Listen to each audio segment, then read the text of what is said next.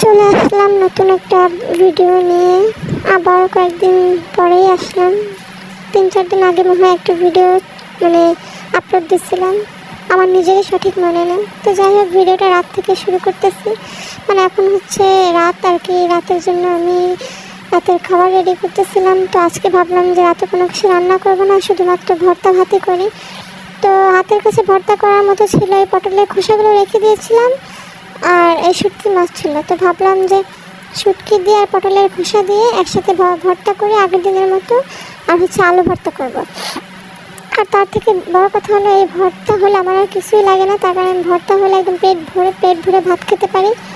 তো একটু সুন্দর করে আগে সব কিছু ভেজে নিলাম, শুটকি, পটল, তারপরে রসুন, ঝাল সব ভেজে নিয়ে তারপর আমি শিলপাটায় ভর্তা করি না, আমি সবসময় ব্লেন্ডারে ভর্তা করি। আর আমার বাসায় বর্তমানে শিলপাটা নাইও, এই জন্য ব্লেন্ডারে দিয়েছি। আর থাকলেও ব্লেন্ডারেই দিতাম, কারণ আমি অনেক অলস আর হাতে ব্যথা করে। তো যাই হোক, এই তো ভর্তা শেষ। ভর্তাটা এত বেশি মজা হয়েছিল যা বলার মতো না। তারপরে এই যে ঝাল পেঁয়াজ ভেজে আলু ভর্তা করব। এরকমভাবে ভর্তা করলেও অনেক বেশি ভালো লাগে।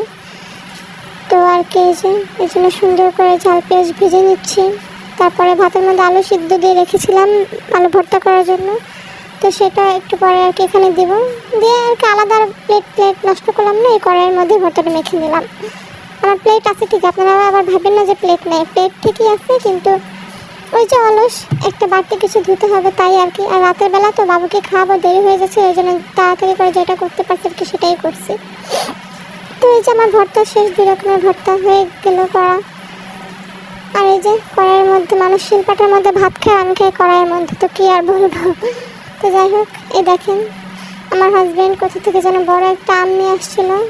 আমটার ওজন 1 কেজি প্লাস, এত বড় আম। ভিডিওতে কতটুকু বোঝা যাচ্ছে জানি না, কিন্তু আমটা অনেক বেশি বড় ছিল। তারপরে এই তো আমটা আমি ধরতেই পারতেছিলাম না ঠিক মতো, তো কাটবো কি, হাত থেকে পড়ে যাচ্ছিলো। তারপর যাই হোক, অনেক ঢং করা শেষ করে তারপর আমটা আর কি কোনো রকমে কাটছিলাম। তারপর এই যে দেখেন, আর পুচি কিন্তু কোথায় যেন চলে গেছে। একবার চলে গেছিলো, তারপর আবার চলে আসছিলো, কিন্তু আবারও চলে গেছে। আর চলে যাওয়ার পর এখনও পর্যন্ত আর আসেনি, আর আসবে কিনা জানিও না, কোথায় হারিয়ে গেছে জানি না, ওকে খুঁজে পাওয়া যাচ্ছে না আশেপাশে কোথাও। তারপর হুট করে কালকে দেখে আরেকটা নতুন বিড়াল নিয়ে আসছে, কে জানো, আমাদের বাড়ির মধ্যে পালার জন্য আর কি। অনেক ভাত মাছ থাকে, তো থাকলে দেখা যাচ্ছে বিড়াল থাকলেও খেতে পারলো, তাই এর জন্য আর কি আনা। তো এই বিড়ালটাও দেখতে অনেক সুন্দর, কিন্তু বিড়ালটা এত বেশি ভয় পায় যা বলার মতন, অনেক বেশি ভয় পায় বিড়ালটা। এই বিড়ালটার কী নাম দেওয়া যায়, কেউ পারলে জানায়েন কমেন্টে।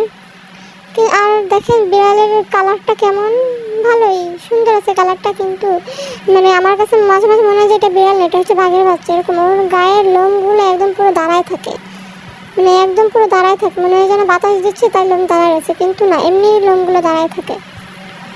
আর এই যে বিড়ালটা অনেক বেশি ভয় পায়, নতুন আসছে তো এখানে, এর জন্য আর কি কিছু বুঝতেছে না। তো সকালে আমার ঘরে আসছিলো, তাই আমি আর কি ওকে দিয়ে ভিডিও বানালাম।